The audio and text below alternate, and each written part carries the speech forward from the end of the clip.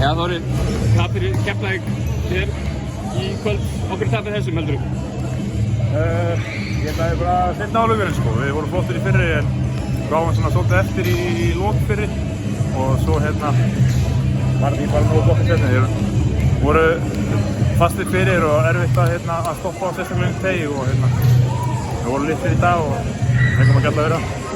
Þið reyndu viðstöðulaust að keyra á þá í þessum leik. Hvernig fannst þér það ganga, svona að stjórna tempóinu? Það gekk bara mjög vel til að byrja með, en þeir skora líka 110 stig og vinna 90 eða eitthvað, þú veist. Þetta eru margar sóknir. Þetta eru margar sóknir og þannig viljum við nú samt spila og við reynum að keyra bara upp tempóið og bara gekk ekki alveg nógu vel í kvöld.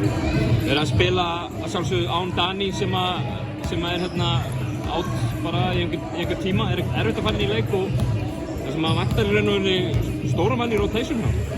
Jú, ég minna að það er krefjandi en við verðum bara að gera það besta úr því sem við höfum og við erum búin að spila nokkra leikir raun og svona og menna komum með slum og þannig að þetta verður ekkert auðveldara þannig að við verðum bara að berjast.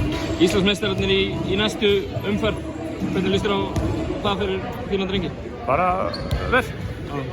Frábært, takk.